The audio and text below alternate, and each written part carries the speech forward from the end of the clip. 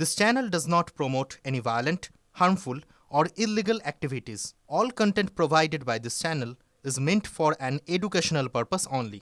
Reserve bank of ইন্ডিয়ার নিষেধাজ্ঞা। New India cooperative ব্যাংকের উপরে নিষেধাজ্ঞা জারি করল আরবিআই। এর জেরে বন্ধ হয়ে গিয়েছে লেনদেন, চরম সমস্যায় পড়েছেন গ্রাহকরা। তারা নিজেদের জমা রাখা টাকা তুলতে পারছেন না। ব্যাংকের বাইরে গ্রাহকদের লম্বা লাইন। তারা চিন্তায় রয়েছেন যে বিনিয়োগ করা অর্থের কি হবে। हम सुबह से लाइन लगा रहे हैं, अभी हमको टोकन मिला, 1 घंटा हुआ टोकन मिला है और हमारा पैसा तो बोलते दो तीन महीने बाद में मिलेगा। वो मिलेगा क्या नहीं मिला किसको मालूम। देख रहे हैं ना सर, 2 घंटे से खड़ा हूँ लाइन में, पैसा नहीं निकाल सकते। अगर इमरजेंसी रहेगा तो कहाँ से निकालेंगे पैसा। सर जो अपन भी लाइबिलिटीज में पे कर रहा हूँ, जो भी मतलब ये EMI वगैरह जो भी है वो सब मैंने रुका दिए। तो अभी वो मुझे सब करना, बर्डन करना, क्योंकि अभी मैं तो ग्राउंड लेवल पे आ गया हूँ। মুম্বাইয়ের নিউ ইন্ডিয়া কোঅপারেটিভ ব্যাংকের উপরে নিষেধাজ্ঞা জারি করেছে আরবিআই।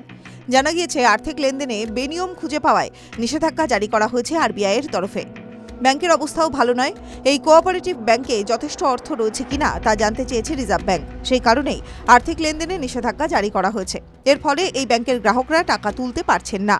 নিউ ইন্ডিয়া কোঅপারেটিভ ব্যাংকে নতুন কোনো ঋণ বা ডিপোজিট অফার করতেও বারণ করা হয়েছে। নতুন কোনো বিনিয়োগ বা ডিপোজিটও গ্রহণ করতে পারবে না। ব্যাংক থেকে কোনো পেমেন্টও করা যাবে না। রিজার্ভ ব্যাংকের নিষেধাজ্ঞার কারণে ব্যাংক নিজস্ব কোনো সম্পত্তিও বিক্রি করতে পারবে না। আগামী 6 মাস পর্যন্ত এই নিষেধাজ্ঞা জারি থাকবে। আপাতত টাকা তুলতে না পারলেও গ্রাহকদের চিন্তার কোনো কারণ নেই।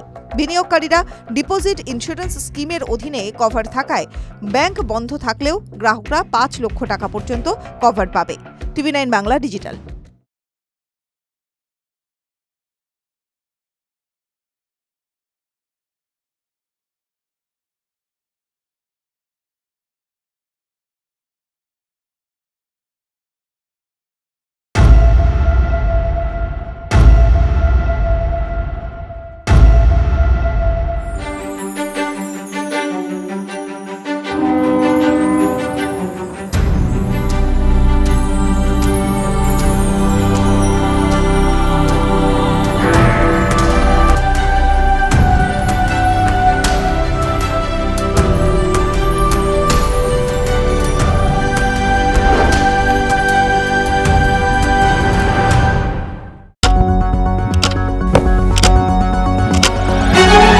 রাজনীতি শুধুই কি রাজার নীতি?